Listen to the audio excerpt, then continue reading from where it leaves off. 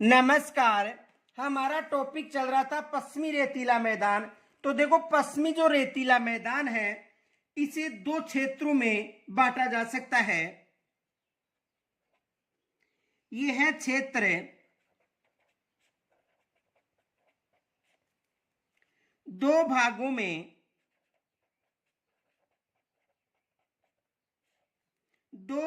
में, यानी रेतीले शुष्क मैदान,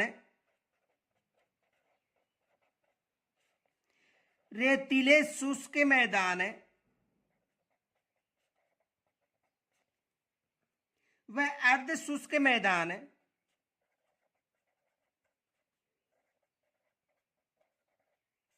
अर्ध शुष्क मैदान में बांटा जा सकता है।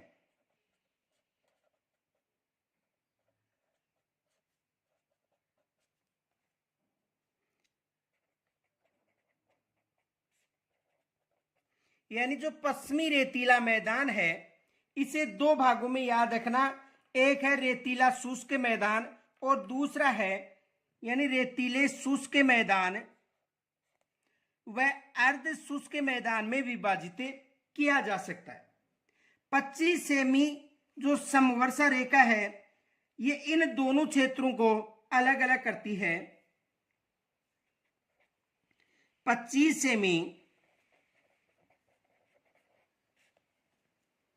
समवर्षा रेखा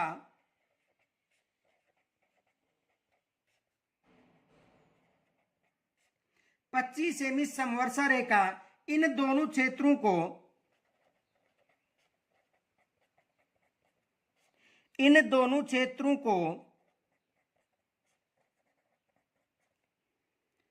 अलग करती है।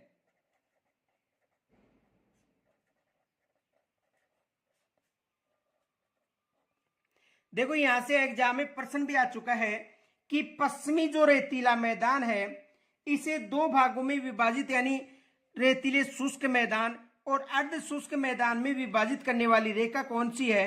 तो कौन सी रेखा याद रखना? 25 सेमी समवर्षा रेखा।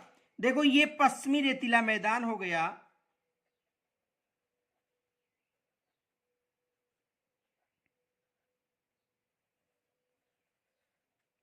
और इस पश्चिमी रेतीले मैदान को दो भागों में जो विभाजित करने वाली वर्षा रेखा है ये कौन सी रेखा है? 25 सेमी वर्षा रेखा। ये जो 25 सेमी वर्षा रेखा है इसमें इस मैदान को अर्ध शुष्क मैदान के नाम से जाना जाता है। ये कौन सा मैदान है? अर्ध शुष्क मैदान।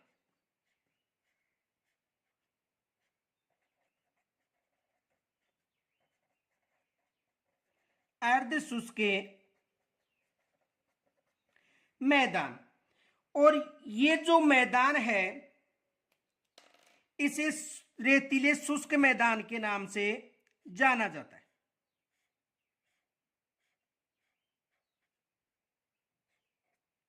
रेतीले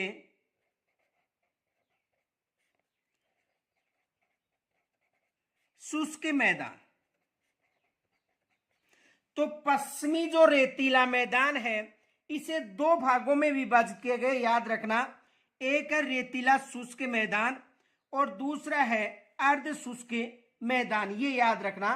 पश्चिमी जो रेतीला मैदान है इसे कितने भागों में विभाजित किया गया है? दो भागों में विभाजित किया गया है। दो भाग कौन कौन से हो गए? रेतीला शुष्क और अर्ध शुष्क।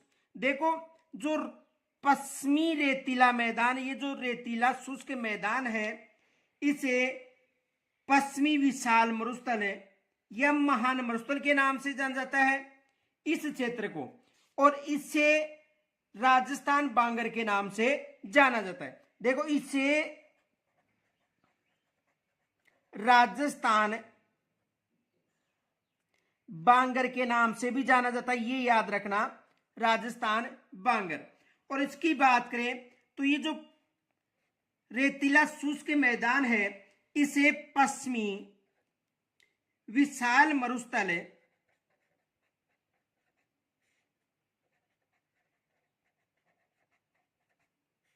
या महान मरुभूमि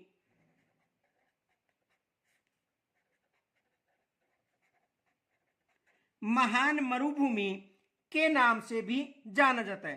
तो देखो, पश्चिमी जो विशाल मरुस्थल है या महान मरुभूमि या रेतीला शुष्क मैदान है, इसको और अर्ध शुष्क मैदान या राजस्थान बांगर है, इसको जो विभाजित करने वाली जो वर्षा रेखा है ये कौन सी है?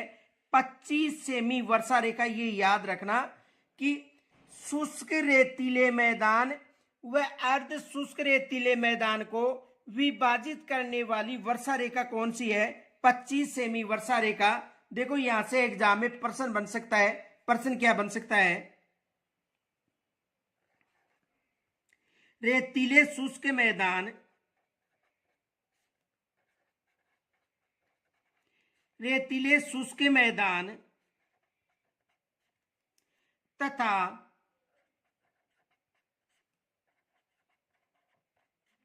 अर्ध शुष्क मैदान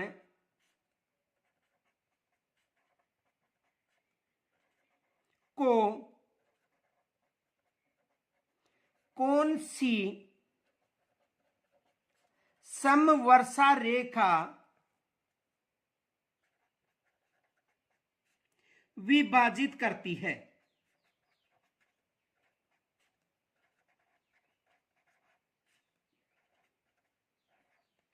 देखो, यानी ये हो गया रेतीला शुष्क मैदान और ये हो गया अर्ध शुष्क मैदान।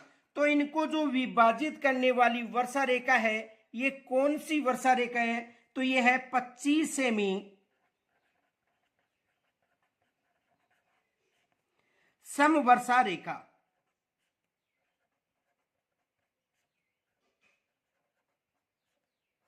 ये याद रखना।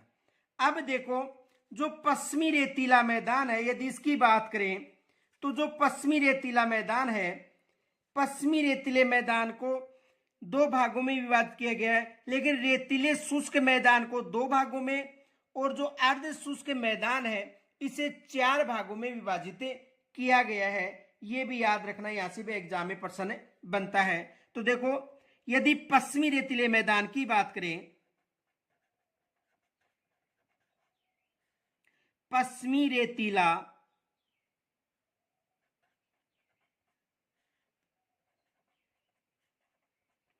मैदान, तो पश्चिमी रेतीले मैदान को 2 भागों में विभाजित किया गया है। कितने भागों में? 2 भागों में। ये कौन सा है? रेतीला शुष्क मैदान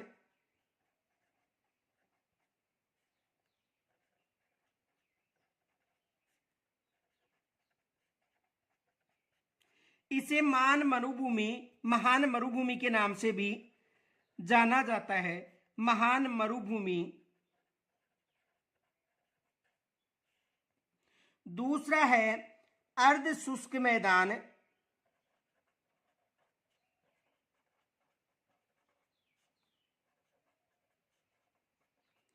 और अर्ध शुष्क मैदान को राजस्थान बांगर के नाम से, राजस्थान बांगर के नाम से भी जाना जाता है। इन दोनों के मध्य 25 सेमी वर्षा रेखा विभाजित करती है। अब देखो, जो रेतीला शुष्क मैदान है इसे 2 भागों में विभाजित किया गया है। इसे कितने भागों में विभाजित किया गया है? 2 भागों में।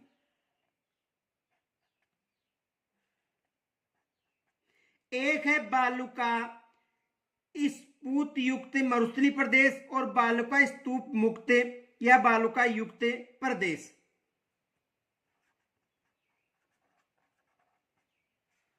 बालुका स्तूप युक्त, यानी बालुका, यहां पर बालू मिट्टी, यानी बालुका स्तूप युक्त मरुस्थलीय प्रदेश, और दूसरा है बालुका स्फूत या मुक्त या रहित क्षेत्र है।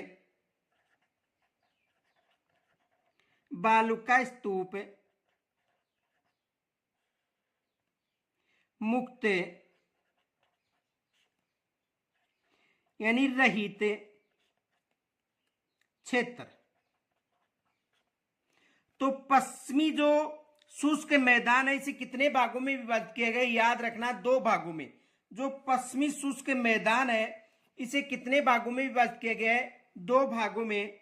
बालू का स्तूप युक्त मरु प्रदेश और दूसरा है बालू का स्तूप मुक्त रहित यानी क्षेत्र। यदि अर्ध शुष्क मैदान की बात करें तो इसे कितने भागों में विभाजित किया गया है, इसे 4 भागों में विभाजित किया गया है। याद रखना कितने भागों में, 4 भागों में। एक है घग्गर का मैदान,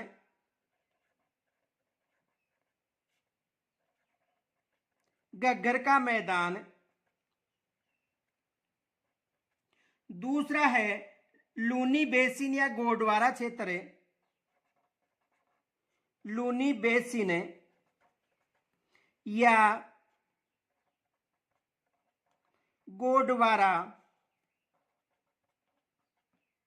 क्षेत्र, लूनी बेसिन या गोडवारा क्षेत्र। तीसरा है नागौर उच्च भूमि, नागौर उच्च भूमि। और चौथा है शेखावाटी का आंतरिक प्रवाह क्षेत्र,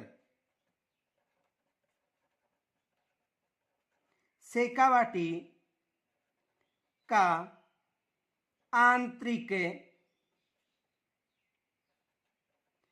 प्रवाह क्षेत्र। तो कितने भागों में विभाजित किए गए इसे देखो, दोबारा समझो। जो पश्चिमी रेतीला मैदान है इसे 2 भागों में विभाजित किए गए हैं, रेतीला शुष्क मैदान या महान मरुभूमि, और दूसरा है अर्ध शुष्क मैदान या राजस्थान बांगर। तो पश्चिमी रेतीले मैदान को 2 भागों में, रेतीला शुष्क मैदान या महान मरुभूमि, अर्ध शुष्क मैदान या राजस्थान बांगर। जो पश्चिमी रेतीला मैदान है इसे 2 भागों में, बालू का स्तूप युक्त मरु प्रदेश और बालू का स्तूप मुक्त रहित यानी क्षेत्र। जो अर्ध शुष्क मैदान है इसे 4 भागों में, घग्गर का मैदान, लूनी बेसिन या गोडवारा क्षेत्र, नागौर उच्च भूमि, शेखावाटी का आंतरिक प्रवाह क्षेत्र। तो कितने भागों में विभाजित हो गया, 2 भागों में, और इसे 2 भाग और इसे 4 भागों में। तो सबसे पहले हम जो पश्चिमी जो महान मरुभूमि है यानी रेतीला शुष्क मैदान या महान मरुभूमि है इसके बारे में चर्चा करेंगे, और फिर इनके जो पार्ट हैं 2 इनके बारे में चर्चा करेंगे।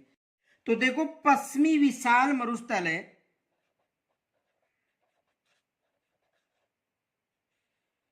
पश्चिमी विशाल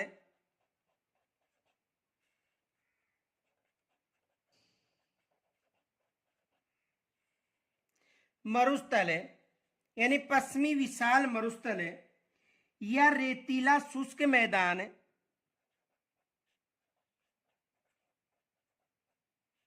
रेतीला शुष्क मैदान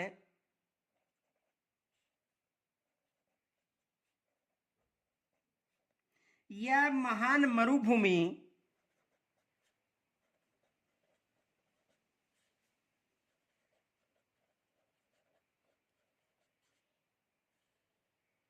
महान मरुभूमि। यदि इनकी बात करें तो इसे 2 भागों में विभाजित किया गया, किसे, पश्चिमी विशाल मरुस्थल है या रेतीला शुष्क मैदान या जो महान मरुभूमि है इसे कितने भागों में विभाजित किया गया है, 2 भागों में विभाजित किए गए। ये याद रखना कौन कौन से भाग हैं। पहला है बालू का स्तूप युक्त,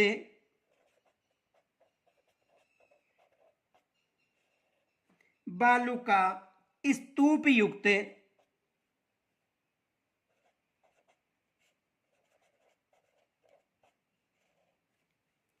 मरुस्थली प्रदेश,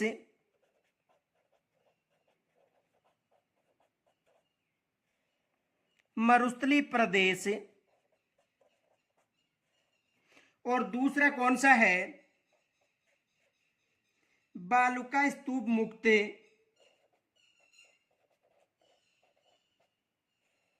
बालुका स्तूप मुक्त यानी रहित क्षेत्र।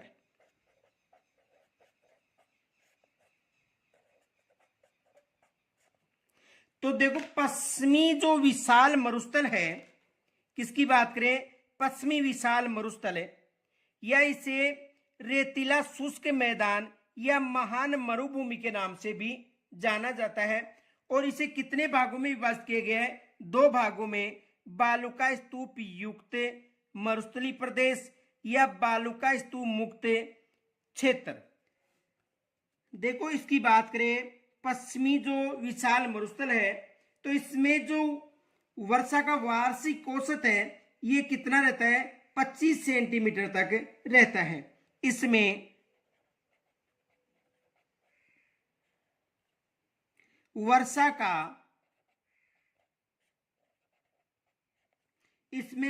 का वार्षिक औसत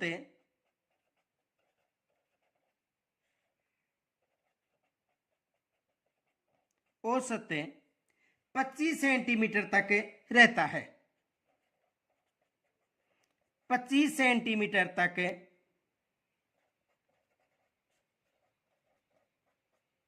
रहता है। इसमें देखो बाड़मेर, जैसलमेर,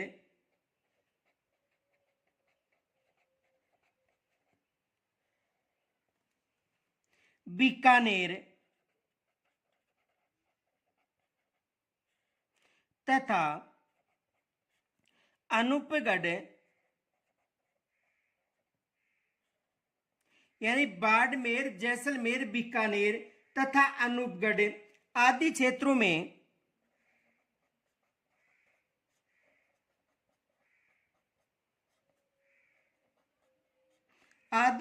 में वर्षा अत्यधिक कम होने के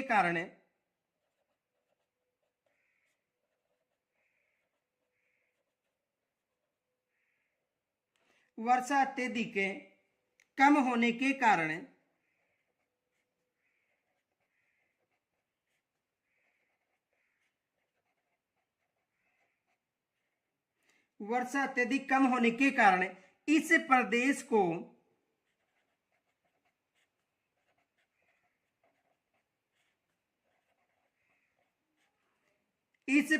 को शुष्क बालुका मैदान भी कहते हैं। शुष्क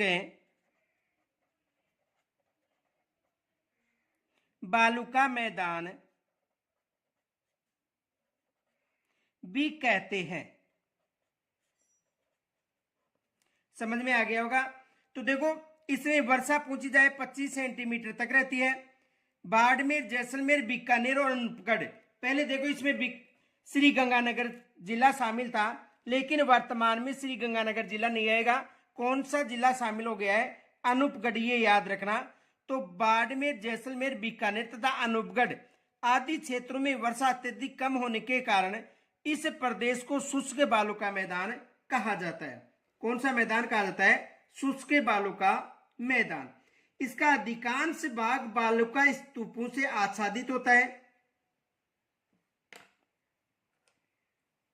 इसका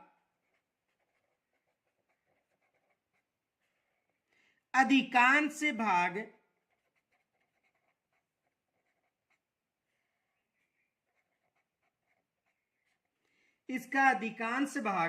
बालुका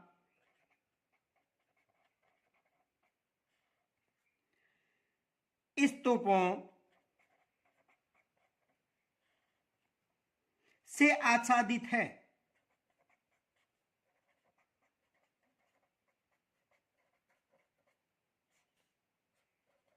यानी इस क्षेत्र में अधिकांश बालुका के जो मिट्टी के जो टीले हैं ये सबसे अधिक पाए जाते। किस क्षेत्र में, जो पश्चिमी विशाल मरुस्थल या रेतीला महान मरुस्थल है, इसकी बात कर रहे हैं।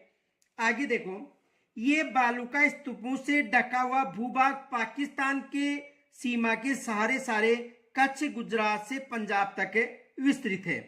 यह है बालुका स्तूपों से ये है बालू का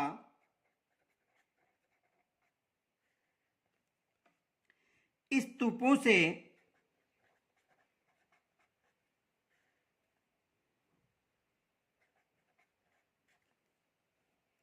ढका भूभाग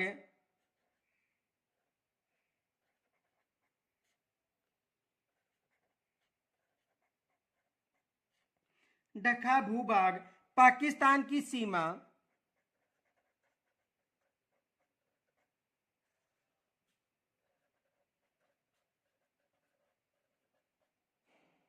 पाकिस्तान की सीमा के सहारे सहारे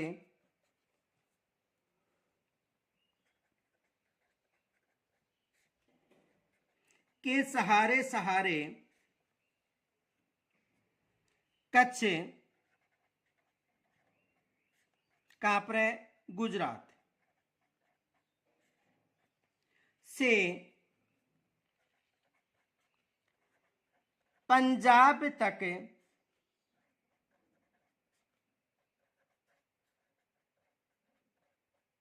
विस्तृत है। यानी कच्छ गुजरात से लेकर कहां तक विस्तृत है? पंजाब तक। कौन सा भाग? जो पश्चिमी विशाल मरुस्थल है, या जो रेतीला शुष्क मैदान, या जो महान मरुभूमि है। यह है पश्चिमी शुष्क मैदान।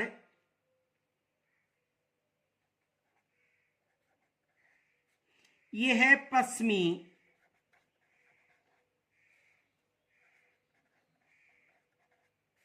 शुष्क मैदान 25 सेमी वर्षा रेखा से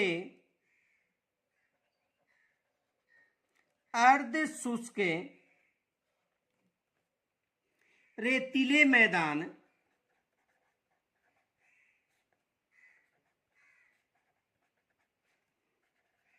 द्वारा विभाजित होता है।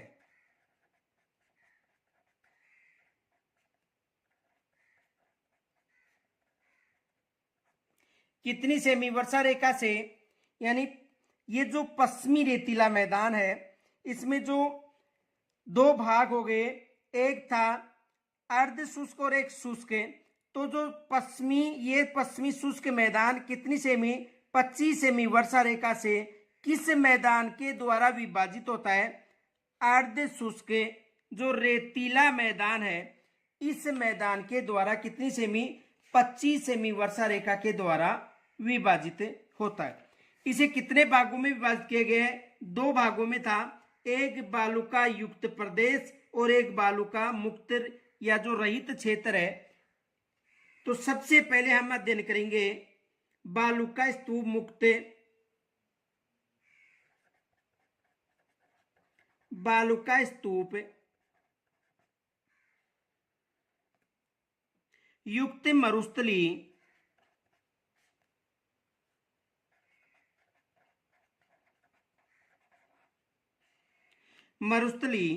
प्रदेश।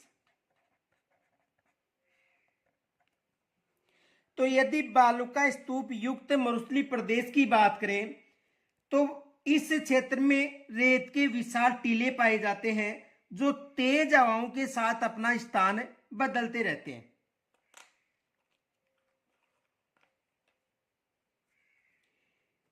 इस क्षेत्र में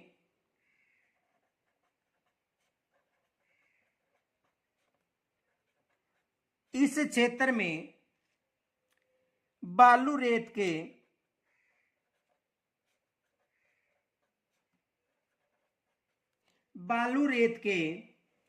विशाल टीले पाए जाते हैं।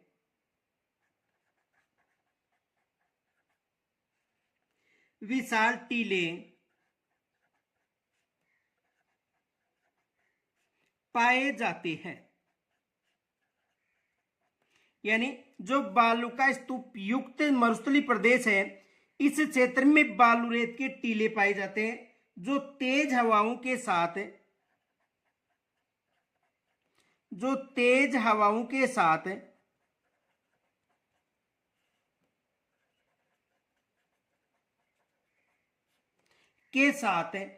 अपना स्थान बदलते रहते हैं। अपना स्थान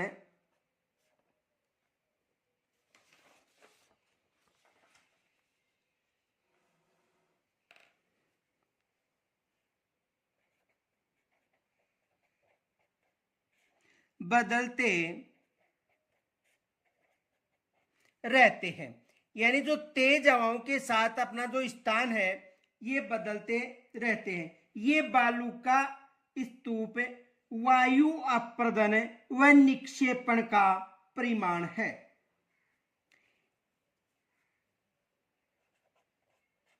ये बालू का स्तूप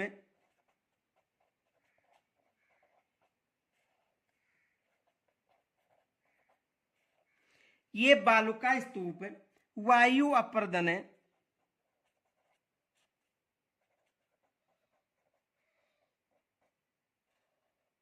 वायु अप्रदन एवं निक्षेपण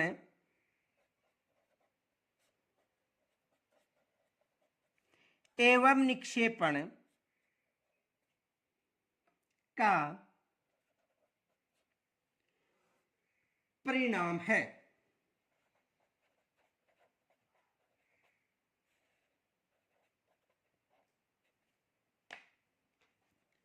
इनका स्थानांतर मार्च से जो जुलाई माह है इसके मध्य सर्वाधिक होता है।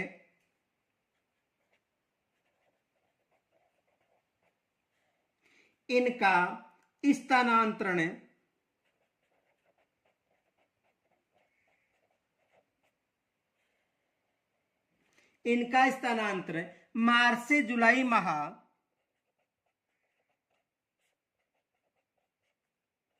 मार्च से जुलाई माह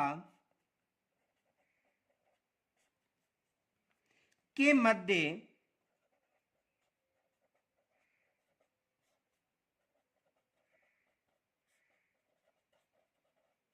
सर्वाधिक होता है। तो कल हम देखो जो हमारा टॉपिक है बालू का स्तूप मुक्त क्षेत्र, इसके बारे में चर्चा करेंगे। क्योंकि आज हमारे पास यहाँ पर ब्लैक बोर्ड नहीं है, तो कल ब्लैक बोर्ड पर आपको बालू का जो स्तूप मुक्त क्षेत्र है इसके बारे में समझाया जाएगा। तो यहाँ तक कोई समस्या हो तो मुझे कमेंट्स के द्वारा जरूर बताना। नमस्कार।